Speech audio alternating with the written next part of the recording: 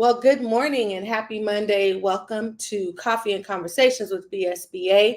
We are very excited to start our week off with our very special guest, Miss Kellie Todd Griffin. Hi, Miss Kellie. Hello, good morning, good Good morning, good morning. Good morning. morning. Happy Monday to you. Happy Monday to you. Thank you. I'm going to bring on our other table guests, which is Miss Tack Allen and Miss Carissa Vargas, and we are going to jump right into this conversation. So, Miss, who is Kellie Todd Griffin? Ooh, that's a good question. Um, ooh, let's see. I am a social entrepreneur.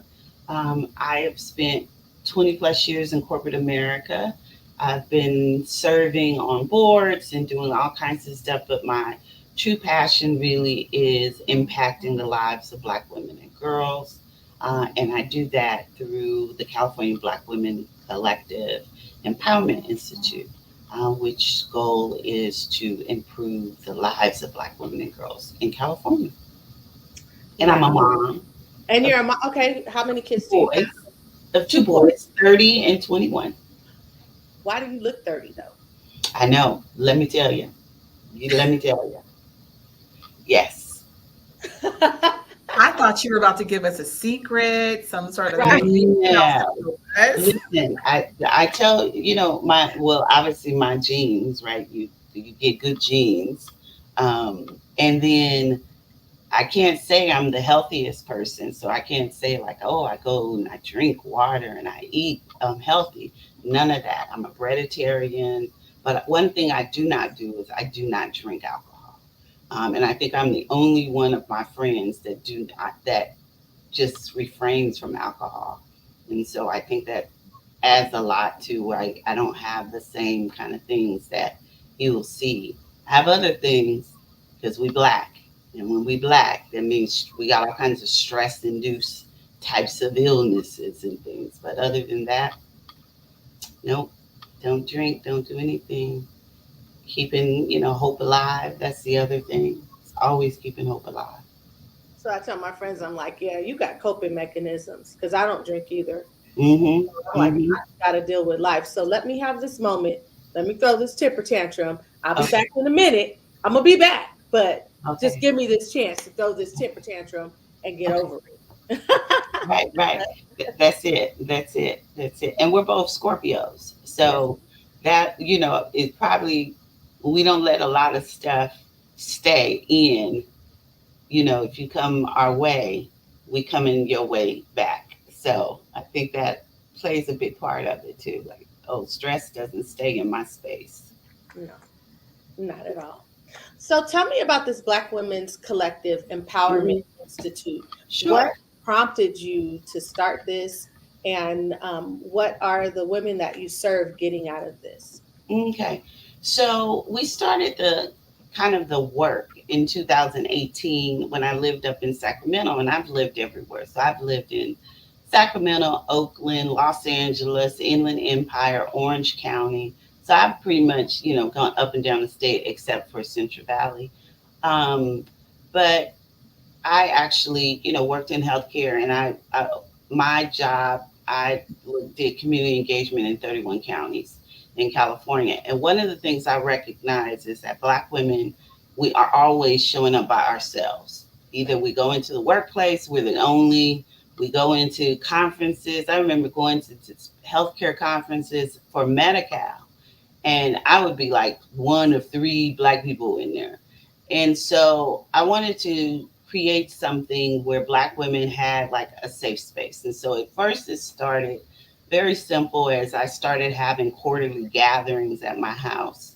And we would just have Black women come, and I would give them like, journals and everything. And I would be like, good Lord, look at all these Black women that are coming to my house just, let their hair down and just be around each other. And we did those sister circles.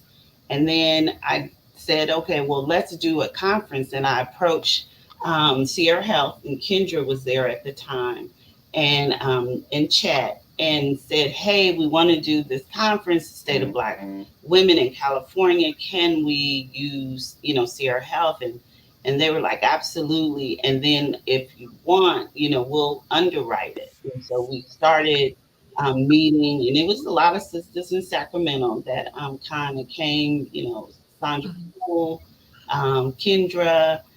We've had Betty Williams, Ramona. It was a bunch of us that just started meeting to talk about what we wanted this to look like. And I wanted to also do a report on the status of Black women in California. And that's really what started it. And then COVID hit. I moved back to LA. COVID hit probably about a year after I moved back home. And we started, just doing it again. And we initially was like, oh, we have an opportunity to get a Black woman in that Senate seat. So why don't we start talking and bringing everybody back together? And because, I had relationships up and down the state, I just invited everybody I knew, all the Black women, and says, we're going to keep this seat. And I used to work for now Mayor Karen Bass, and she called and said, hey, can you bring all the groups together? Because Barbara and I do not want everybody pitting us against each other. And anytime you have a meeting, you need us, we'll show up. And that kind of started the work. And then after, obviously he didn't appoint a Black woman. We thought, oh my God, we finally got Black women throughout California to stay connected. What do we want to do? And so we created the California Black Women Collective. Through that work, we then asked the state legislature for $5 million to create the Black Women's Think Tank, which is the Empowerment Institute at Cal State Dominguez. And we lobbied that, and several of the women that were on the collective from the beginning became assembly members. And so they pushed it through as well. And so we got our funds and we created this Empowerment Institute. And now we're just really focused on improving the lives of Black women and girls through policy, data, and practice transformation. So that's kind of how it all started. So Kellie Todd, 10 years ago. Mhm. Kellie Todd, 10 years ago. Did Mhm. you see yourself where you are today? No, not at all. 10 years ago, I always loved to be behind the scenes because I felt like that's where the strategy really was taking place. And so 10 years ago, I would have probably been lifting someone else up to lead this effort, and making sure that they have what they need to succeed. So wouldn't have thought that at all. Okay. Can you share two roses, like two positives and one thorn about you actually being in the forefront? Because I do feel that as Black women, we do have a tendency to lead from behind and do the back room logistics and things of Mhm. that sort. But we're also raised to not be in the forefront. And so you've kind of had to come out of a shell, if you will, to be in the position that you're in. And I know that that has come with its own ups and downs. So could you share some of those with us? Well, the two roses I think are always that you can't be what you can't see. And so I love the fact that, I can be authentically myself, whether my hair is blonde today or I got braids tomorrow, that, I am my own person and I'm able to share, you know, myself with people and be accepted. And I always wore braids and all kinds of stuff in corporate America too, but I had all those microaggressions attached to it. So I love that I don't have to deal in that space anymore. And then I also love just the sisterhood. I can now, no matter what's going on, and they don't even need to know that something's going on with me. I can pick up the phone and I just have a sisterhood of people that I can call, and just have a conversation with. And I love that. I just love that, people are cheering for me to succeed and they lean up, they lean in. I think the thorn that many of us experience as leaders. We're always worried about, how do we sustain this work? Mhm. We are oftentimes, competing for the same bucket of money.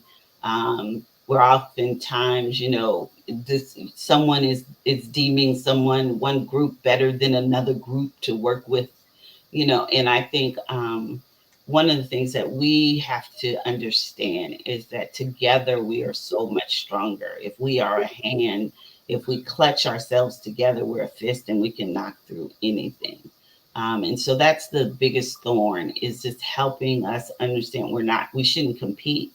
We should collaborate. Yeah, absolutely.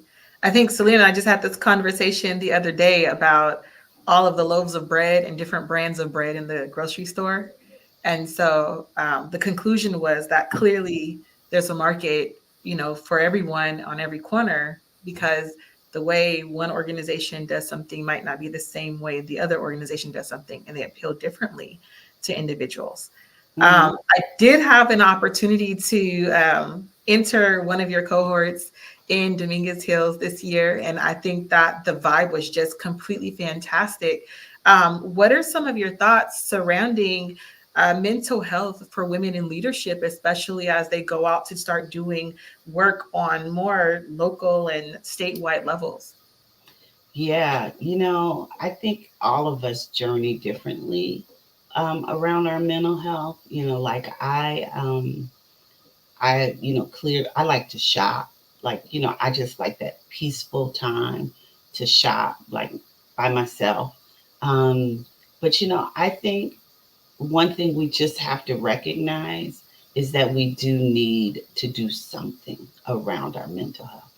Like, we have got to lean into protecting our mental health. Otherwise, we just keep pushing it down and pushing it down. And then one day you snap. And it's always the time that you snap that you don't want to snap, right? And you can't take it back. So I just think it's ongoing, it's continuous. Um, Surrounding yourselves with Black women is what I do. I love being around Black women, and sometimes it's funny, and sometimes it's deep. You Mhm. know, it's sometimes it's painful when you don't want it to be painful. But when it's all done, it's kind of like, a soup. You just put everything in it and it just warms your soul once you finish the creation of it. So I believe, for us, we have to be in sisterhood um, in order for us to address our mental health, because no one else will understand it that way.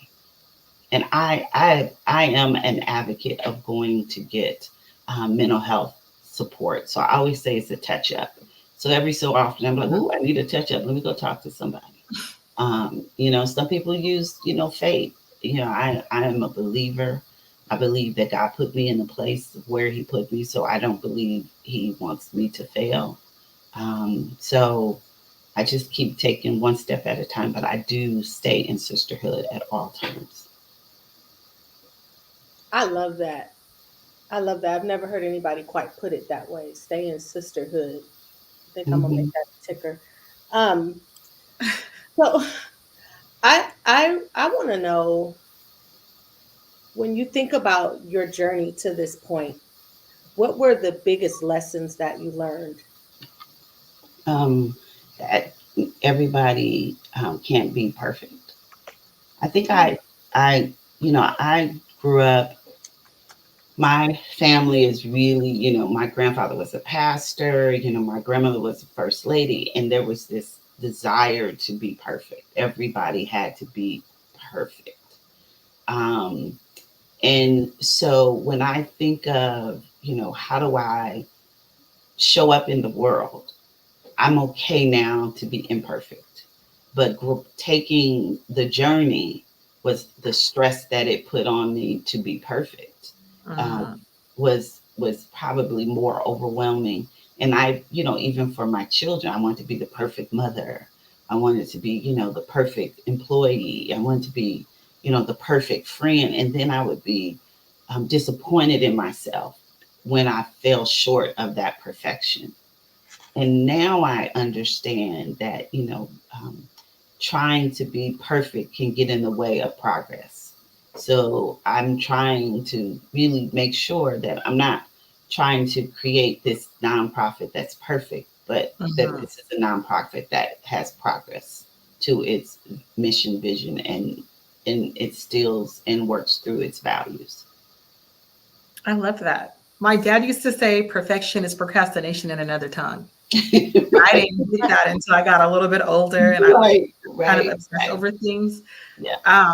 But I think that, there's a perfection in the imperfection Hmm. because there's Absolutely. always something to be learned. There's always a gap to be filled.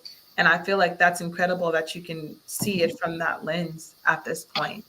Um, so just straight up, how many times have you failed coming into where you are now? Because I think people need to hear about the failures too and how people get back up. Because I know every journey has, a stumble or a pitfall. So you know what's really funny about that is I actually don't know of any failures. Like Really? I really, and it was a journey for me to recognize that I haven't failed yet. Like instead of looking at it as I failed, I think my mind has already switched it to what's the lesson learned. And I started really early in my career, and I worked for American Honda, and I did diversity and philanthropy throughout the United States. And I was really young, right? They hired me because they didn't think I was going to be, pushing the needle in a Oh, diversity standpoint. But I had some mentors that jumped in and made sure I pushed the needle. And so I was thinking about that, like, okay, um, why do I see myself as I haven't really failed yet? Is because in Honda, we were taught something called continuous improvement. We were taught, like, I learned very early in my career that it wasn't about failure, it was about gap analysis. And so looking at what your ideal state is and what your where your current state is and doing target states and then constantly improving. So even if it may be seen as, oh, that didn't necessarily work, it's you learn from what didn't work. yes. You constantly learn, constantly. And so even if I created something and I thought it was going to go one way and it went another way, it still was a success. It manifests into something different. And then you move from there because you still are trying to get to your ideal state. So if I'm creating the collective, right, like it had a lot of, turns and twists, but it was all the necessary turns and twists to get us to where we are today. So I don't necessarily look at that, oh, I fell and I had to get myself back up. I look at, I look at it as, oh, that was part of the journey that was necessary. So when I got out of high school, I was homeless. I was unhoused. My parents were just at a state in their life where they just they were young parents and they were like, good Jesus, thank you, bye. And so I didn't have a place to stay, right? So they was just like, we did our due. I was only 17 years old. So I was couch surfing. I was doing all this stuff, trying to go to college still. I flunked out of college. Um, and it was just a journey for me, right? It was just like a journey. I have a god sister who, she would like, I would stay with her till her mother was like, enough. She need to go. And I had a boyfriend at the time. I used to stay in his complex had a rec room, and I used to stay in the rec room. And then I would stay on campus with him while he was, he went to El Camino, and I would stay. He would go to football practice and everything, and I would just hang around the campus and everything. But all that just taught me about resilience and looking at things differently and saying, there is a place for me. I just got to find it. And, eventually my mother, who struggled with mental health, she got, in a better place. And so I was able to move in with my mother. And not long after that, my father passed away when I was 20, and my mother passed away when I was 22. So when I look at that, I look like, well, thank God I knew how to take care of myself, right? Because otherwise, losing parents at such a young age, I wouldn't have been able to kind of, understand that I'm gonna be okay. Like I kind of had a safety net when I was unhoused, but it just had a lot of holes in it. But Mhm. once my parents passed away, that safety net was gone, and I needed to figure out how to maneuver. And I had some wonderful people that came into my life to help me maneuver. I had a uncle that I always say pulled me out of the ashes and got me back into college. And I went to San Francisco State. And then, I had a godmother that tapped into as I got older and I was going through a divorce, after my two sons, as a single mom with my two sons who leaned in. So I never saw any of that kind of stuff as failure. I saw all of that as just part of the journey to get me to where I am today. I have two wonderful sons that, are my world. So, and they've never experienced anything that I experienced, which I think that's the testament to the journey. I think we're all kind of just in awe right now because um, we hear, we hear so many stories. And I mean, even in this office, right, there are businesses and people who come in and this is literally their lives. And so I'm trying not to get too emotional because we give the same speech every single day for people that come in here about the fact that, it's just a pivot. You learn something from this. Don't stop where you're at. Don't give up. Mhm. It's just a pivot, right? This is a moment in time where we're going to take the information that we've processed here and we're going to apply it somewhere else because it's just a pivot. You don't have to stop. And so we get a lot of people that come in that, feel like giving up. But again, they've invested their lives. We have people that come in and invest their retirement.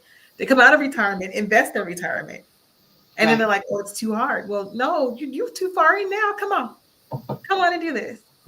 Exactly. There's always but we've not been taught um, that success is within us. Yeah. Although we sent people to the moon during the segregated school system. So coming out of we had doctors, lawyers, everything. It wasn't until we integrated that we started second guessing ourselves. Mm-hmm. But when we were in a segregated, we had teachers and doctors and lawyers and bankers. We opened our own banks. And so now we're in a space where we have to re-educate ourselves of how great we are as a people, right? We have to re-educate ourselves to say that we can do it against our odds because they haven't been able to get rid of us yet. And every time they put a barrier on us, we figure a way to get out of it. And then they have to create policy to try and push us back down. Mm-hmm. And that's what we're seeing today. We're seeing a lot of the policy change. They can't change it physically, but they're changing policy because they feel like, we've moved too far in front. But if you think about how far we could have been if they didn't create this policy to try and push us down, I mean, we would really be ruling the world. Right. Right. Yeah. I actually want to talk about that for a moment because we are kind of multifaceted here, right? When business owners come in or entrepreneurs come in, we oftentimes have to address those policies, but Mhm. there seems to be kind of hesitation, if you will, to engage with the policy system. And I'm not sure if it's for ignorance or for fear, exactly what it is, but can you elaborate on, just how much policy affects even what you're doing Mhm. right Oh, it affects all of our way of living. I mean, policy, I didn't recognize that even when I worked for a policymaker. When I worked for then Assembly Member Karen Bass, I didn't really recognize what she was doing. Like I was her comms director, but I didn't understand the impact. She was so focused on foster youth. I thought, well, that didn't impact me. But when I think about it, I've been on and off, through my whole childhood. I was almost on that off ramp so many times of, when my mother would drop me off at friends and family because she couldn't take care of me or something was going on in her mental space, that I could have been in that system. I didn't recognize that's what that was, even when I worked with Karen. And so, but today I always tell people policy impacts every part of our lives. Gwen Moore, we have a new documentary called Respect My Crown that Pam Moon did, and it highlights Black women in the political environment. And so Gwen Moore actually was an assembly member out of LA, and she actually wrote the policy that put bathrooms in the grocery stores because she was talking to mothers And they were saying, I go to the grocery store, but then my baby got to go use the bathroom. And I got to, leave my groceries in the middle of the aisle and go find a gas station to take my baby to, and then come back. And so she wrote policy that put restrooms basically in grocery stores, but then it ended up applying across the board. So every day we go and we've had that, and we go, oh, I gotta go potty. And we're in Starbucks. That was a Black woman that did that. That was a Black woman that in California that actually created that. We were one of the first states to do that, right? So policy, it may not seem, people think of the policy like, Prop 209 or, getting rid of that. They think of this big, giant, giant, giant policy, right?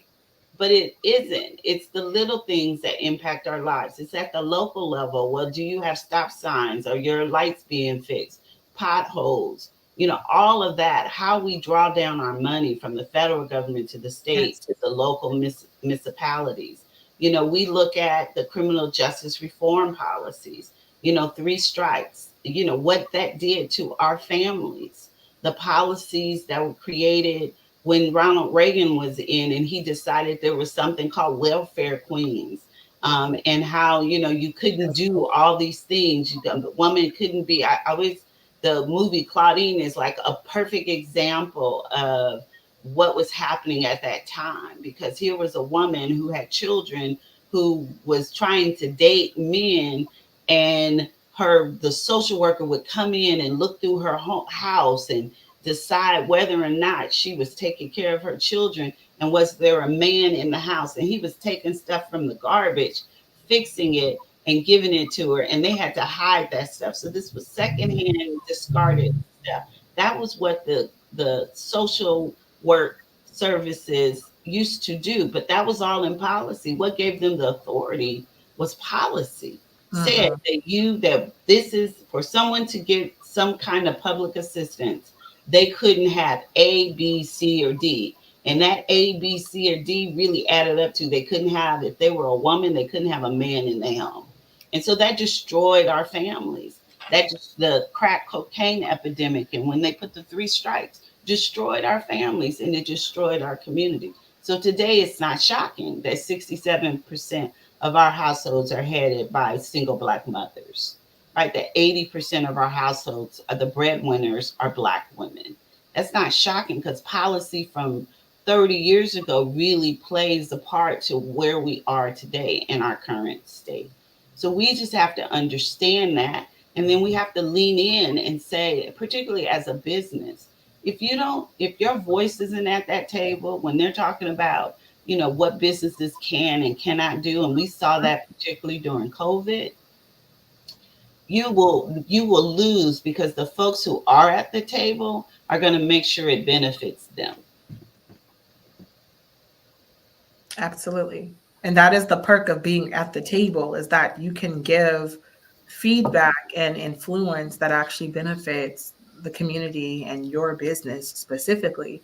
And oftentimes people engage in those spaces and it is to their own benefit, which, let's be clear, I'm not mad at. If I'm putting in that type of work, I would like to see a benefit from what's going on. Right. I agree. It's not for us to sit on the sidelines. Right. It's us to understand that we need our voices at that table. And when we get to the table, what we don't want to do is we don't want them to turn our mics off. So don't sit at that table and not say anything. Make sure you sit at that table and you have a full conversation about the need of your constituents. So, get appointed to one of your, local business commissions. Go make sure you're going to those meetings.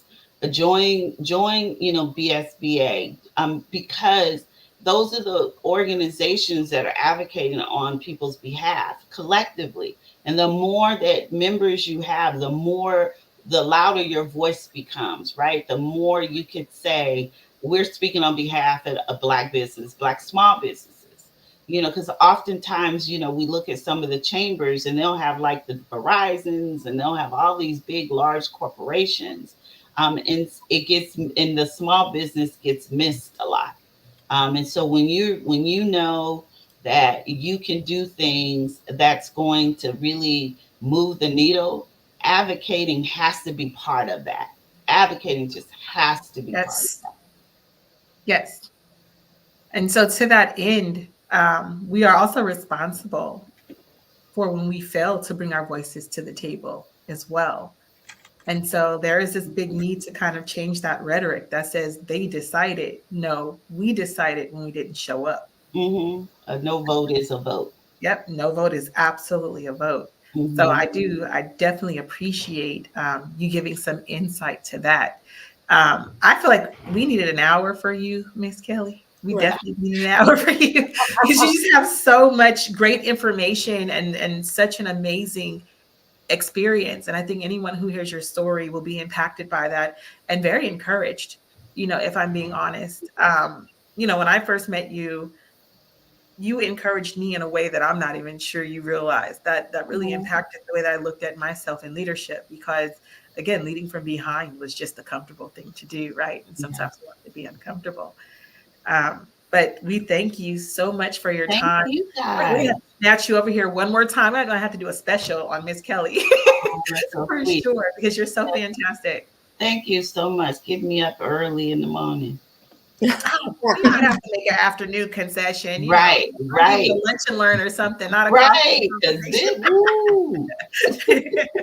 we have you next time. Okay. But thank you everyone for joining us for this you. morning's coffee and conversation. Thank you, Miss Todd. Thank you, Selena. Thank you, Carissa. We are so excited to see you guys as the week progresses, and then we'll see you for next week's coffee and conversation. Thank you so much, Miss Kellie. Have a good one. Yes, ma'am. You also. Be blessed.